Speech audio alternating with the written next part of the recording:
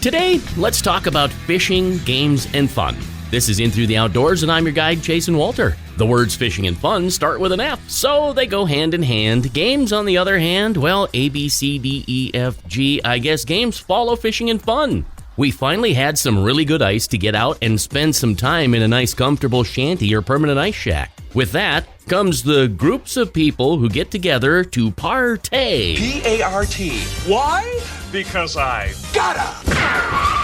Okay, there are some that like to party, and there are others that like to fish, and there are others that like to bring it all together. I find myself hanging out during the day and a little bit in the evening, but when the fun really starts, I generally head back to my shack and get ready for the rattle reels to wake me up.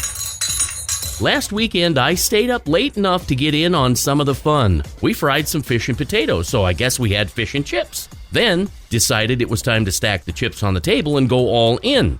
No, we didn't play poker. That's fine for a few people, but we had 6 at the table and things were getting pretty crowded, so we started with some pretty easy card games. We did a few rounds of Crap on Your Neighbor.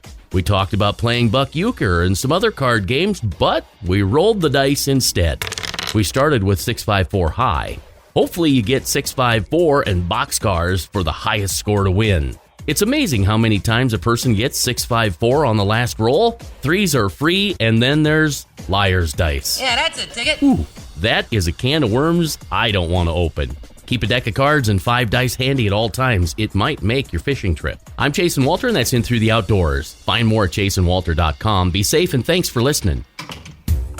There are over 1,000 episodes of In Through the Outdoors now, with over 100,000 podcast downloads. Between Hooksets is growing too, and coming soon, a new long-form radio and podcast called Walleye Radio, dedicated to chasing Walter.